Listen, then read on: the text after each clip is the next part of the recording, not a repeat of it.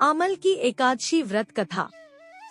पांडवों के ज्येष्ठ भाई युधिष्ठिर ने भगवान श्री कृष्ण से फाल्गुन शुक्ल पक्ष की एकादशी का महत्व जानने की इच्छा प्रकट की। इस पर श्री कृष्ण ने राजा मांधाता और महर्षि वशिष्ठ के बीच हुए संवाद के रूप में इस व्रत की कथा सुनाई। राजा मांधाता ने वशिष्ठ मुनि से पूछा कि आमल की वृक्ष की उत्पत्ति कैसे हुई और इसका क्या महत्व है। महर्षि वशिष्ठ ने बताया कि एक बार भगवान विष्णु के मुख से एक चंद्रमा के समान तेजस्वी बिंदु पृथ्वी पर गिरा। उसी बिंदु से आमल की वृक्ष उत्पन्न हुआ, जो सभी वृक्षों में श्रेष्ठ और पापों का नाश करने वाला माना जाता है। जब ब्रह्मा जी ने इस सृष्टि की रचना की, तो देवता और ऋषिगण इस अद्भुत वृक्ष के पास आए, लेकिन वे इसे पहचान नहीं सके। तभी आकाशवाणी हुई, यह आमल की वृक्ष भगवान विष्णु को अत्यंत प्रिय है। इसके स्मरण से गोदान के समान पुण्य प्राप्त होता है। इसके स्पर्श से पुण्य 2 गुना हो जाता है और इसके फल का सेवन करने से 3 गुना पुण्य प्राप्त होता है।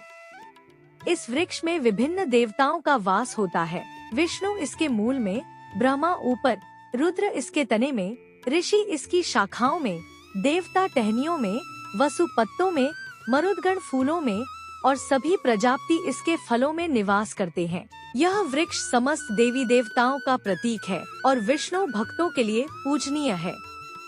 ऋषियों ने आकाशवाणी से उनकी पहचान पूछी, तो उत्तर मिला कि वे स्वयं सनातन विष्णु हैं।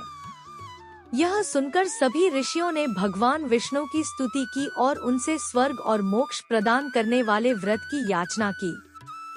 भगवान विष्णु ने बताया कि फाल्गुन शुक्ल पक्ष की एकादशी, जो पुष्य नक्षत्र से युक्त होती है, आमल की एकादशी कहलाती है। इस दिन उपवास, जागरण और आंवले के वृक्ष की पूजा करने से व्यक्ति को सभी पापों से मुक्ति मिलती है और हजारों गायों के दान के बराबर पुण्य फल प्राप्त होता है। व्रत की विधि। एकादशी के दिन प्रातः उठकर दातून करके संकल्प लेना चाहिए। हे पुंडरीकाक्ष, हे अच्युत, मैं एकादशी को निराहार रहकर अगले दिन भोजन करूंगा, कृपया मेरी रक्षा करें। इसके बाद स्नान से पूर्व शरीर पर मिट्टी लगाने का विधान है। मिट्टी लगाने का मंत्र है, अश्वक्रांते रथक्रांते विष्णुक्रांते वसुंधरे, मृत्तिके हर में पापन जन्म कोट्या समर्जितम।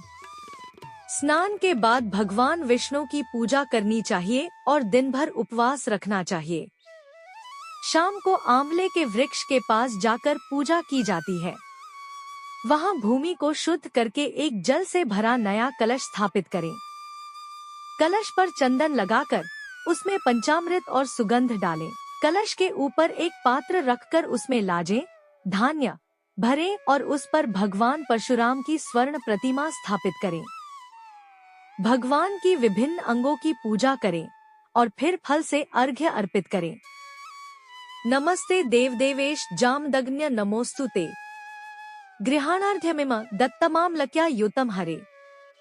पूजा के बाद रात्रि जागरण करना चाहिए। भजन, कीर्तन, नृत्य और कथा सुनते हुए रात बितानी चाहिए। अगले दिन प्रातः आमल की वृक्ष की 108 या 25 बार परिक्रमा करें और विष्णु का स्मरण करें। फिर ब्राह्मणों को भोजन कराकर दान करें और स्वयं भोजन ग्रहण करें। व्रत का फल। इस व्रत के प्रभाव से व्यक्ति को समस्त तीर्थों का पुण्य प्राप्त होता है और उसे स्वर्ग तथा मोक्ष की प्राप्ति होती है। महर्षि वशिष्ठ ने कहा कि जब भगवान विष्णु अंतर्धान हो गए, तब सभी ऋषियों ने इस व्रत को अपनाया। अंत में श्री कृष्ण ने युधिष्ठिर से भी इस व्रत को करने का आग्रह किया, क्योंकि यह सभी पापों से मुक्त कराने वाला और विष्णु कृपा प्राप्त करने का श्रेष्ठ उपाय है। दोस्तों, अगर आपको यह वीडियो अच्छी लगे तो वीडियो को लाइक कर दें और भी इन्फॉर्मेटिव वीडियोस देखने के लिए चैनल को सब्सक्राइब करें। Thank you for watching.